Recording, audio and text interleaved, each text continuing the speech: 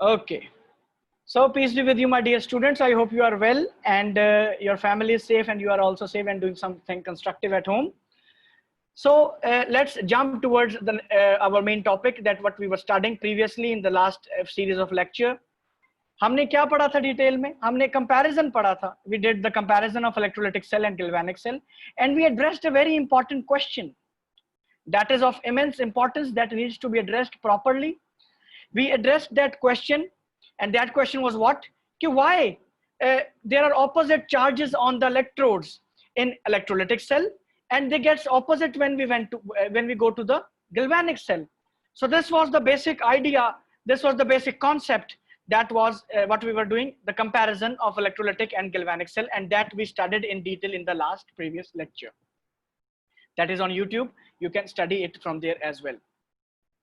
Today what we are going to study, हमने salt bridge के बारे में गुफ्तगू की, हमने बाकी डिटेल्स के बारे में देखा. आज जो है हम एक कंपैरिजन ड्रॉ करने की कोशिश करते हैं इन tabular form, in the form of a table, and then in paragraphic form, in the form of a paragraph. We will try to sort out what is actually happening and what is the idea, what is the similarities between these two what we say cells, and what is the difference between these two cells. So today our main topic, our main motive, agenda is to draw a comparison between an electrolytic cell and a galvanic cell. So सबसे पहले start करते हैं. Okay, electrolytic cells need an external electrical energy source for operation. यानी कि ये एक non spontaneous chemical reaction है. क्या है? Non spontaneous chemical reaction. और नॉन स्पॉन्टेनियस केमिकल रिएक्शन क्या होता है? जो खुद ब खुद स्टार्ट नहीं होता. You need something external, you need an external energy, you need something external, an external force to start that reaction. But on the other hand, it is very much obvious that since galvanic cell is working opposite to the electrolytic cell, so since electrolytic cell is taking in electrical energy from the external source, that is the battery, so automatically galvanic cell will start itself, and that term and that reaction which starts itself without the what we say interference of external forces, external conditions, external environment, that reaction is called spontaneous chemical reaction.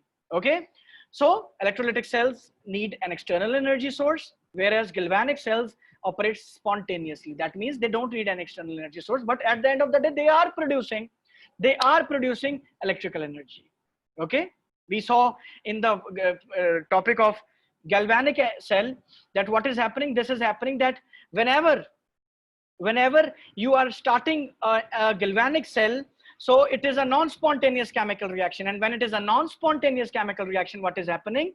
This is happening that it is affecting, it is turning on a bulb, or it is showing the flow of electrons, and a voltmeter is attached there. Okay, first process clear, the comparison of electrolytic and galvanic. Second point, in an electrolytic cell, the direction of current is opposite to that in the galvanic cells. ये तो we have already studied in detail कि why the charges are different. एक के ऊपर oxidation होती है, एक के ऊपर reduction होती है. We studied it in detail. It is in the series of previous lecture. Third point, the reactions in the electrodes are reversed in both types of cells. That is, in an electrolytic cell, the silver electrode is the anode. Okay, in an electrolytic cell, the silver electrode is the anode and the copper electrode is the cathode. ये वो concept है electrolysis के reference से हमने बात की. We started related to the concept of redox, reduction and oxidation. ये you have already studied. In an electrochemical cell, next point, the cathode is positive, the anode is negative. In an electrolytic cell, the cathode is negative and the anode is positive. Just a little correction, it is in a galvanic cell, you have to put it. It's a typing error. In a galvanic cell, okay, because the electrodes are opposite to each other. So for the operation of electrolytic cells, a higher voltage is required than the galvanic cell. Why what is the reason? We need to understand this, because electrolytic cells are non-spontaneous chemical reaction, and non-spontaneous, what we say non-spontaneous means, this is a term homogeneity से जो है, it is a term, I am not recalling it correctly. Yes, so what is happening? Students, can you hear me? Yes, sir. Okay, some trouble I think with the laptop today. No, it's fine. Okay, so you can see the screen as well, is it? जी screen सबको नजर आ रही है बच्चों? Yes, okay sir. Perfect. Yes, sir. देखिए वो technical errors तो आ जाते हैं, not a big deal. Okay, बहरहाल leave it, let's focus on our chapter, on our topic. What we were studying related to the idea of the why in electrolytic cell more voltage is required than in galvanic cell. Galvanic cell we need no voltage. Why? Because they are self starting, auto starting हो जाती है उनकी, because they are spontaneous chemical reactions and they are starting by themselves, so they don't need an external source, and since they don't need any external source, no voltage is required. Current की तो बाबा जरूरत ही नहीं है, ठीक है? But in the case of electrolytic cell, the electrolyte is dependent, the current is dependent on the electrolyte. More the bond, stronger the bonding, more the higher the voltage will be needed. Okay, stronger the bonding, higher will be the voltage needed to break those atoms into smaller parts. Okay, you understand this concept, that what is the idea behind the concept of electrolytic cells and that of the galvanic cell? Galvanic cells are what? They are spontaneous chemical reactions, but electrolytic cells are non-spontaneous, and since they are non-spontaneous chemical reaction, they need some external force. In the case of a battery, okay, so when the battery is attached, okay, okay, ठीक है, कि electrolytic sales चूंकि खुद से start नहीं होते, उनको battery से ज्वाइन किया जाता है, और उनको इसलिए उनको जब बैटरी से ज्वाइन किया जाता है तो what is happening, this is happening that they it depends on the electrolyte. Electrolysis का बिजली फराहम करने का, बिजली प्रोवाइड करने का मकसद क्या है? To ionise, to break, to disintegrate the atoms या ions into their separate identities. तो जितना स्ट्रॉन्गर आयन होगी उसके लिए ज्यादा ही वोल्टेज चाहिए होगा ना, ये कॉन्सेप्ट वो बताने का मकसद है। Next, this you have already known in detail, इसको हम जल्दी से गो थ्रू कर लेते हैं। A galvanic cell, what is a galvanic cell? Galvanic cell को इलेक्ट्रोकेमिकल सेल भी कहा जाता है, what we call, it is also called an electrochemical cell. Okay, so what is happening? A galvanic cell converts chemical energy into electrical energy. This means कि ये एक spontaneous chemical reaction है। chemicals के अंदर कौन सी एनर्जी होगी? chemical energy होगा। जब वो रिएक्ट करेंगे तो कौन सी एनर्जी बनाएंगे? electrical energy. Similarly, electrolytic cell के अंदर इसका फर्क है, there is a difference. An electrolytic cell converts electrical energy into chemical energy. It converts what? It converts electrical energy into chemical energy.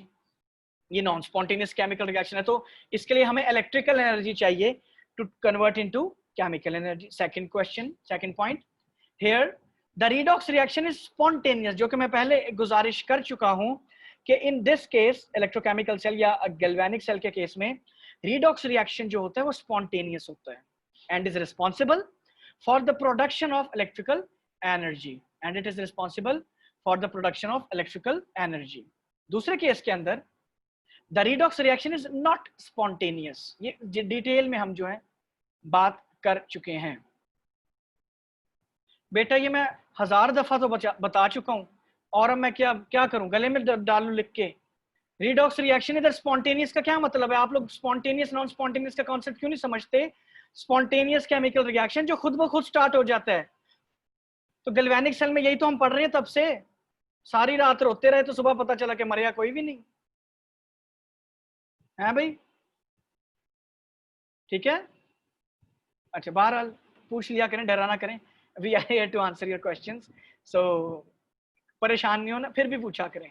Okay, our chemistry teacher used to say in our O levels, sir Zaheer Alam, मैं चूंकि recorded lecture में जरूर उनका नाम लेना चाहूंगा, और I will like to pay him my gratitude, my appreciations, my compliments to Sir Zahir Alam Sahab, because he is the one behind my knowledge of chemistry, जहाँ से मेरा knowledge जो है, for which I opted chemistry as a professional subject. My parents wanted me to become a electrical engineer, लेकिन मुझे नहीं पसंद था, तो but I opted for chemistry because of my professor, Zahir Alam Saab. Okay, so he is an O levels professor, still alive, a very wonderful man, very polite person. So that's why आज उनका जिक्र करना जरूरी था, क्योंकि he is a wonderful person. Okay. तो electrochemical series या electrolytical जो है इलेक्ट्रोलाइटिकल सेल, इलेक्ट्रोलाइटिक सेल और इलेक्ट्रोकेमिकल सेल. अब इसमें क्या होता है इलेक्ट्रोकेमिकल सेल के अंदर, two half cells are set up in different containers. अब वो मैंने आपको बताया था हाफ सेल्स थे 2 और उनको हमने किससे ज्वाइन किया था, सॉल्ट ब्रिज से. किससे ज्वाइन किया था, सॉल्ट ब्रिज से. लेकिन इलेक्ट्रोलाइटिक सेल के अंदर एक ही बीकर के अंदर दोनों इलेक्ट्रोड्स डिप होते हैं और उनको बैटरी से कनेक्ट कर दिया जाता है. ठीक है. और फिर गैल्वेनिक सेल के अंदर एनोड नेगेटिव होता है, कैथोड पॉजिटिव होता है. इलेक्ट्रोलाइटिक सेल के अंदर एनोड पॉजिटिव होता है और कैथोड नेगेटिव होता है. ये तो आपको ऑलरेडी डिटेल में हम लोग इसको पढ़ के आ चुके हैं. Yes. Next, the electrons are supplied by the species getting oxidised. They move from anode to the cathode in the external circuit. और उस दिन हमने डिटेल में इसको देखा था कि इलेक्ट्रॉन्स जो हैं वो कैसे ऑक्सीडाइज कर रहे हैं एक सब्सटेंस को. बीकर के अंदर कैसे ऑक्सीडाइज कर रहे थे. ठीक है, we studied that in detail. लेकिन इलेक्ट्रोलाइटिक सेल के अंदर जो कि एक नॉन स्पॉन्टेनियस केमिकल रिएक्शन है, उसको इलेक्ट्रॉन्स कहां से मिल रहे हैं, उसको इलेक्ट्रॉन्स एक्सटर्नल सोर्स से मिल रहे हैं, क्योंकि वो नॉन स्पॉन्टेनियस केमिकल रिएक्शन था. और उसको external source in a case battery से जो है उसको जो थे इलेक्ट्रॉन्स जो है सप्लाई हो रहे थे. So this is the basic concept behind the comparison of electrolytic cell and a galvanic cell. Okay, ये उस दिन मैं आप लोगों को जो है डिटेल के अंदर आई हैव ऑलरेडी टोल्ड कि एनोड और कैथोड के ऊपर क्या होता है, कैसे समझना है, रेड कैट का क्या कॉन्सेप्ट है, एनॉक्स का क्या कॉन्सेप्ट है. We have studied that as well in detail. Which point बेटे, शाबाश पूछें. हाँ, ये वाला मैं बताता हूँ आपको, आखिरी पॉइंट. इस पॉइंट को समझने के लिए आपको कॉन्सेप्ट क्लियर करने की जरूरत है. The idea of spontaneous chemical reaction and non spontaneous chemical reaction. Spontaneous chemical reaction जो खुद ब खुद स्टार्ट हो जाता है, और नॉन स्पॉन्टेनियस केमिकल रिएक्शन जो है वो खुद ब खुद स्टार्ट नहीं होता. ठीक है, this you need to understand. तो जो खुद ब खुद स्टार्ट नहीं होता, जैसे कि इलेक्ट्रोलाइटिक सेल है, वो नॉन स्पॉन्टेनियस केमिकल रिएक्शन है. और जब वो नॉन स्पॉन्टेनियस केमिकल रिएक्शन है तो इसका मतलब ये हुआ कि उसको कोई एक्सटर्नल सोर्स की जरूरत है.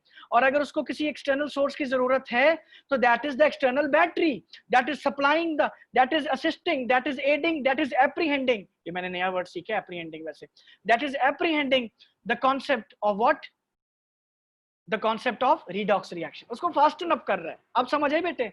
अब जरा चैट बॉक्स में मुझे बताएं. शाबाश.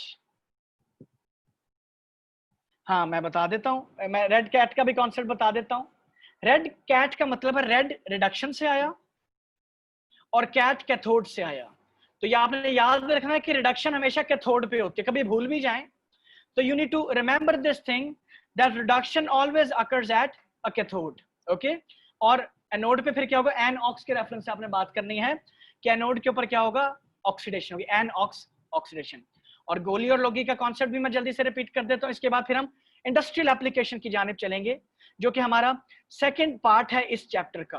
वेरी इंपॉर्टेंट एंड वेरी बहुत ज्यादा चांसेस होते हैं इसके पेपर में आने के.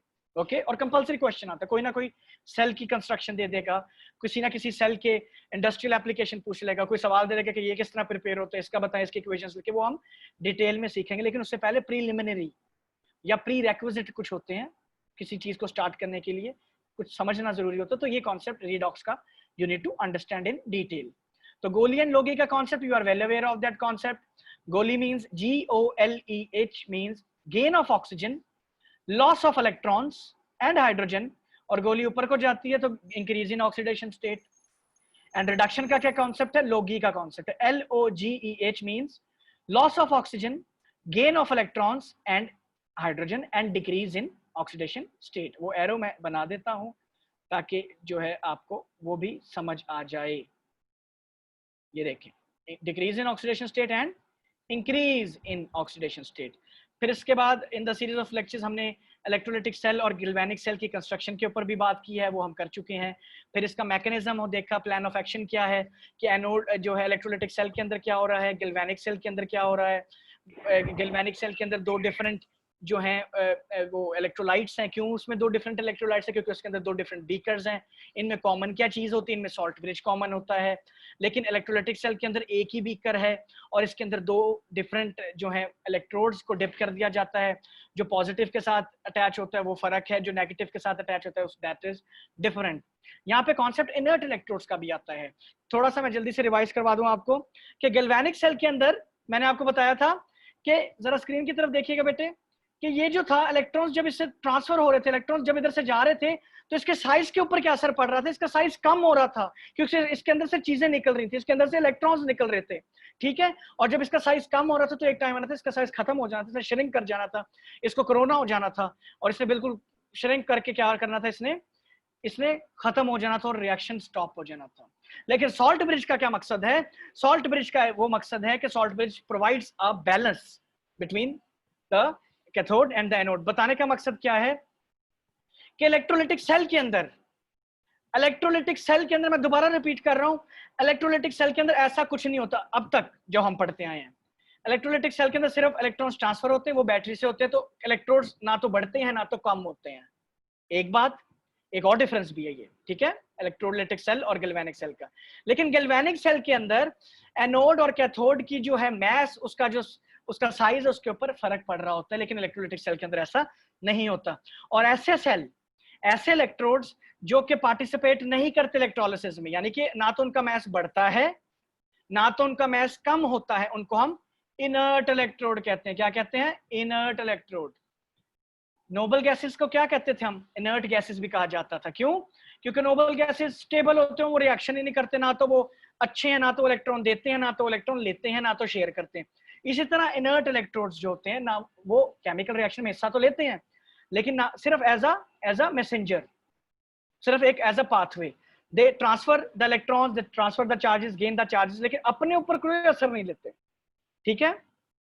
ना तो वो इंक्रीज करते हैं मैथ्स के अंदर, ना तो वो डिक्रीज करते हैं मैथ्स के अंदर। ये अब तक का जो है आपका ये कॉन्सेप्ट है, ठीक है। आगे चल के जब हम इंडस्ट्रियल एप्लीकेशन पढ़ेंगे इसकी, उसके अंदर देखेंगे कि कॉन्सेप्ट थोड़ा सा जो है, जब रिफाइनिंग ऑफ कॉपर की तरफ हम जाएंगे और फिर सॉल्ट एनालिसिस की तरफ जाएंगे, then we will study in detail that what is the idea behind the concept of electrolytic cell and galvanic cell. कोई सवाल है तो मुझसे पूछे, शाबाश।